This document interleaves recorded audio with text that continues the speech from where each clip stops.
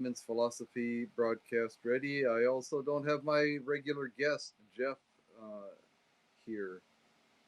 So I'm just gonna come on and say hi that I haven't forgotten you guys. Haps is the Hapson in place, right? Um, yeah, I just wanted to pop in and say hi.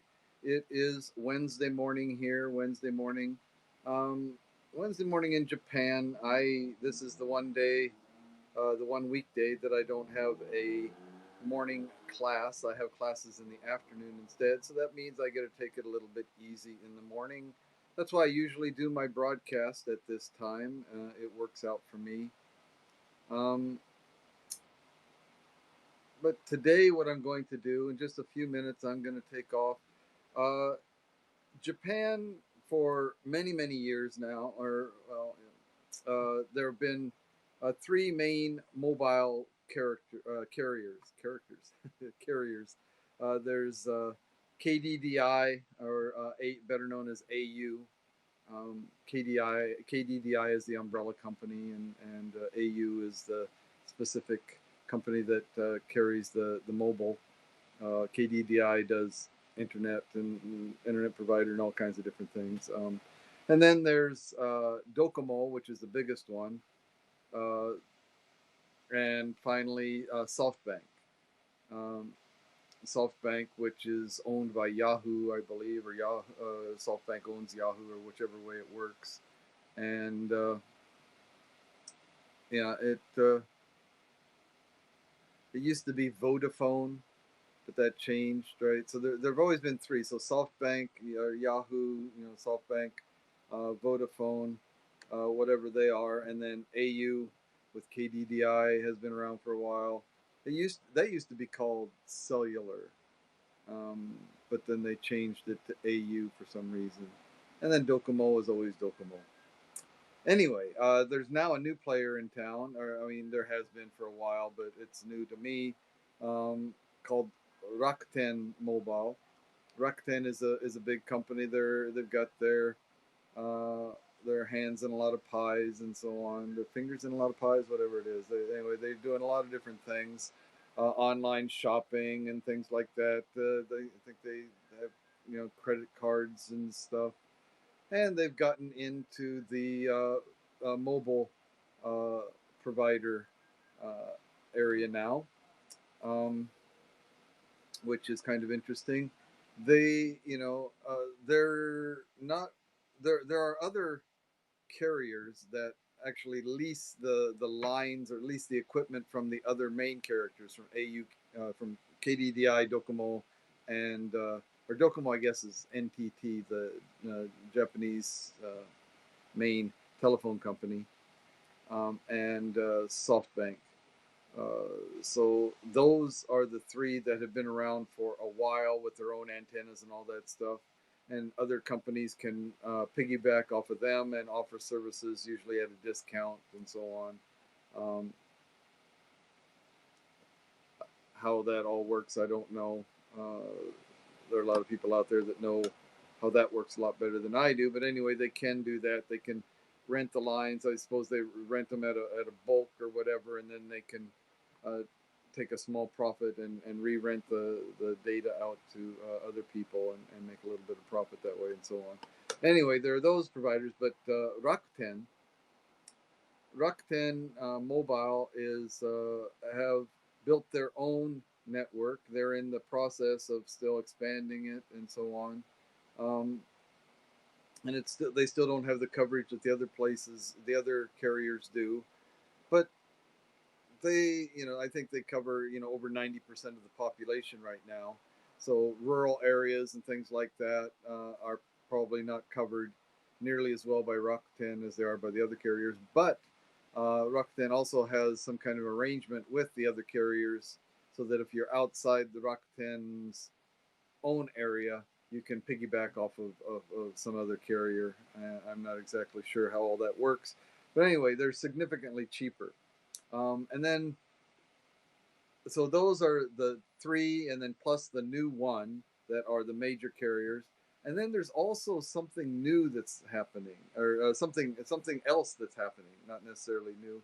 It's been around again for a while. The Y Mobile, which is, like again part of Yahoo, which is Yahoo, SoftBank. That's all the same company. Um, so Y Mobile has a kind of a discounted service, carrier service that piggyback or that is actually under the same corporate umbrella as SoftBank itself is. And now, recently, I think I just heard of it recently. There is UQ Mobile, which does is like Y Mobile, but it piggybacks off of the AU KDDI AU network. Um, there again, UQ Mobile is under the KDDI AU umbrella company there, and so they use the same towers and antennas or whatever as AU does, but they are significantly cheaper. Um, So I have never used the NTT Docomo. The I guess it's probably the biggest one. I always go for the underdogs. I guess I've tried SoftBank and I've tried AU. I've been with AU for probably 20 years now. I really like the AU. Maybe not 20 years. Yeah, probably close to 20 years. Because before smartphones, I was using AU. Or the KDDI AU carrier. Um, and I never really had any problems with them at all. Good reception, good service, and everything. But again, they are a little expensive. I mean, maybe it's hard to compare between countries, but here in Japan, they're not the most expensive. They're not the cheapest, and they give about the best service. So I really like them. And since they're offering the KDDI offering of UQ Mobile, which, like I said, uses the same hardware, the same networking as the AU does, at less than half the price, or at least no more than half the price, I think that that's the way to go. And so that's what I am going to be going to check out today. I'm going to walk over as soon as I finish this broadcast. In about 2 minutes, I'm going to close this up and walk over to the shop, which is just about a 5-minute walk away. It'll be just 10 o'clock, so hopefully I'll be able to get in there and take care of that. And I will be on the UQ network. Use the same phone, just change the SIM card over to the new network. And that should be good. Um, I should save some money, and I don't think that there are any real downsides to it as far as I'm aware of. But I'm going to get more uh, more information on it. One thing that I don't know how it works in America, but here generally the big three carriers, you're basically locked into a 2-year contract every time, and it renews every 2 years. With the Rakuten and with UQ, the Y Mobile, I'm not sure, but with UQ Mobile and Rakuten Mobile, there's no, uh, as I understand it, there's no uh, minimum contract. You can sign up for the service, use it for as long or as short as you wish, and cancel, which is a very good thing. Um, so anyway, that's what I want to check out here and now. So that's what I'm going to be doing this morning instead of doing my regular layman's philosophy broadcast. And then, I think maybe I will give a little bit of a report on that. One interesting thing about the Rakuten one is that there are 66 countries that I can, if I use their app to make telephone calls or to send texts, it is free. Free phone calls and free texts to 66 different countries. And beyond that, if you sign up for the, if you're in the Rakuten, you signed up for their service and you use their app, when you are traveling overseas, if you call a Japanese telephone number, it's also free, which is just amazing, I think. How they can do that, I don't know, but it's very, very interesting. And who knows, maybe that won't last for very long.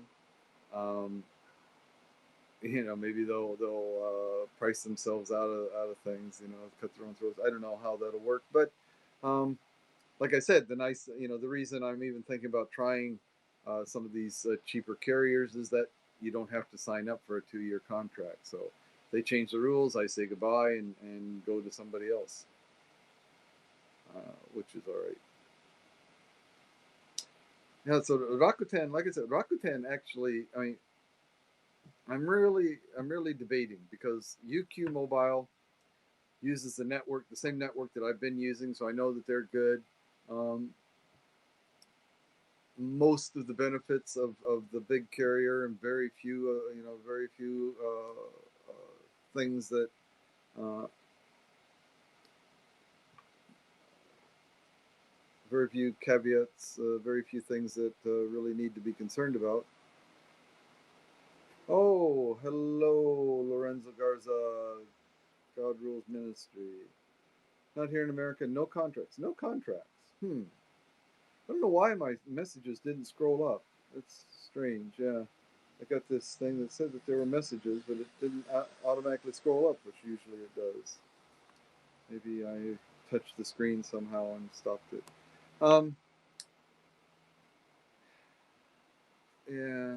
Oh, but yeah, so the Rakuten one, actually, I think it's probably a phone that only works with the Rakuten network, but they give you a phone if you sign up for their biggest contract, or the biggest monthly fee, which again, as far as I can understand it, it goes only month by month, um, for like $30, $32, $35, something like that.